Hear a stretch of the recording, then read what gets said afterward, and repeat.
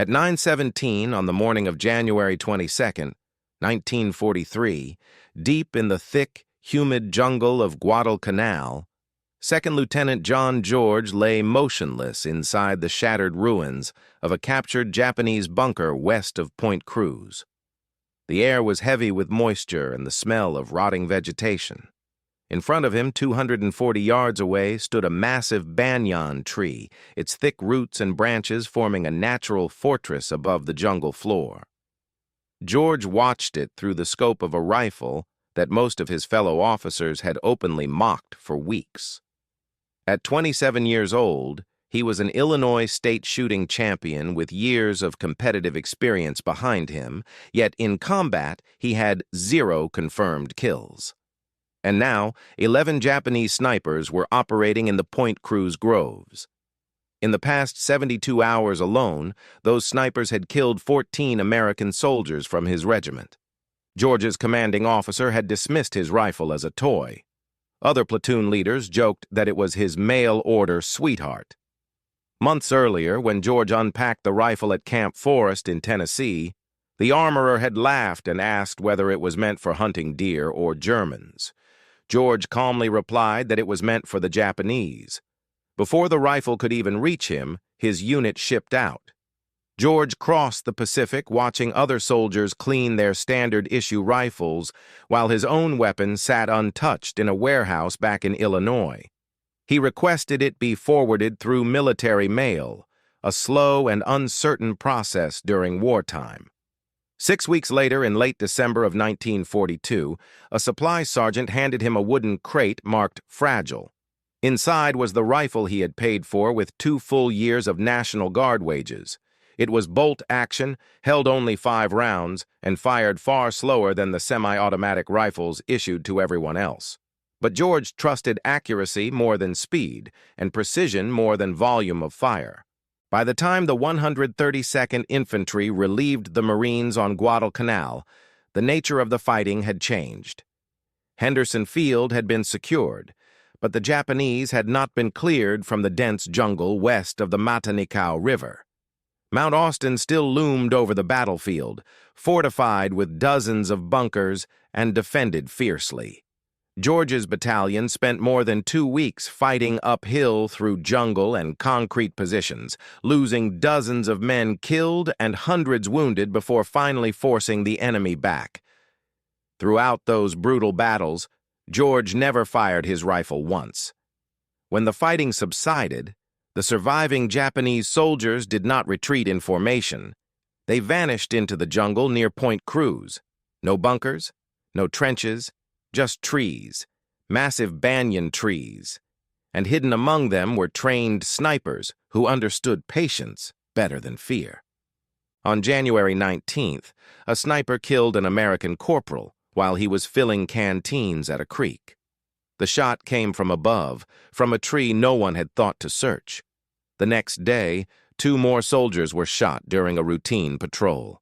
On January 21st, 3 additional men were killed, one of them shot through the neck from a tree the patrol had already walked past twice. Fear spread quickly through the battalion. Men began to move slower, talk less, and scan the treetops instead of the jungle floor. That night, the battalion commander summoned George. The snipers were killing men faster than malaria. Someone had to stop it. He asked George whether that civilian rifle could actually do the job. George explained his background without exaggeration.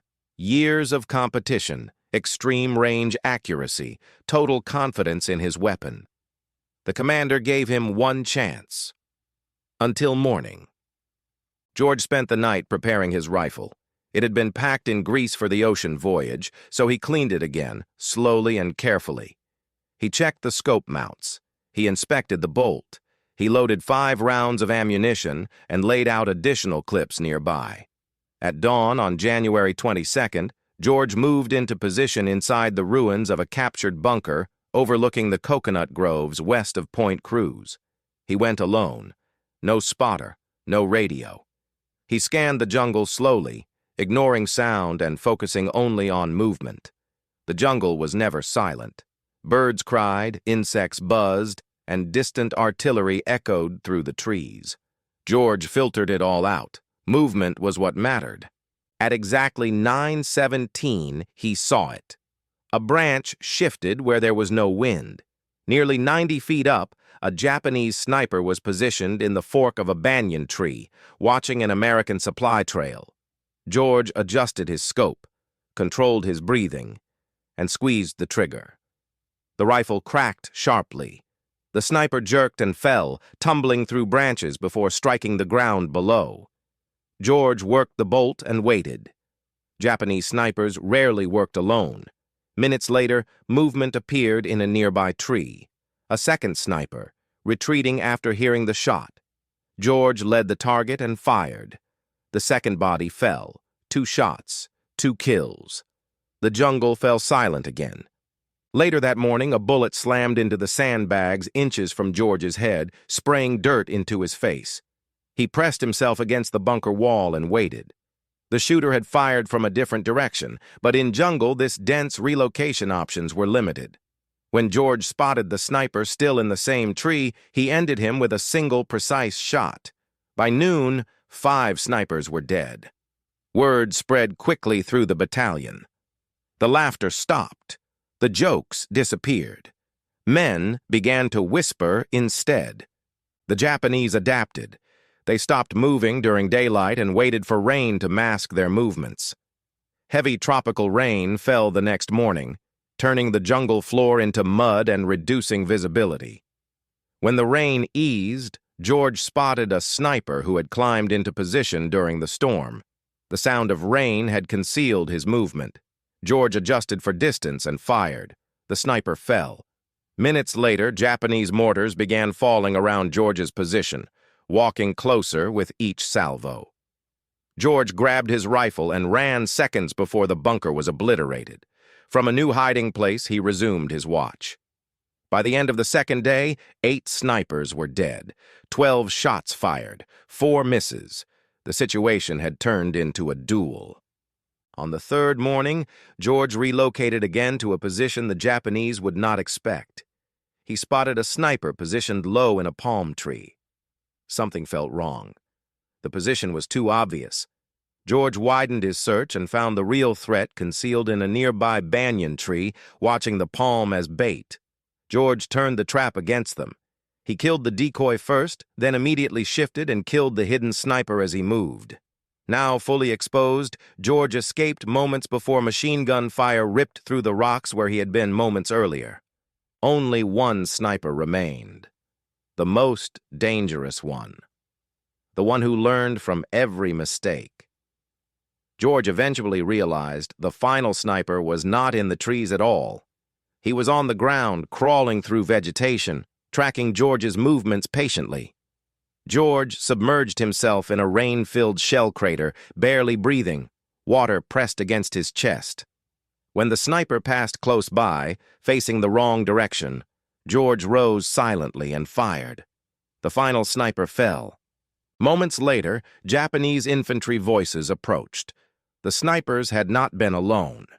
George remained hidden until discovered, then fought his way out with calm, disciplined fire, never wasting a round. He broke contact and returned to American lines with only 2 rounds left. In 4 days, 11 snipers were dead, 12 shots fired at sniper targets, 11 hits. An entire sniper network had been dismantled by one man. The battalion's attitude changed overnight. George was ordered to train others. Sniper teams were formed. American casualties dropped sharply while Japanese losses increased. The rifle that had been mocked proved its worth beyond argument. Years later, that rifle would sit quietly in a museum, passed by without notice.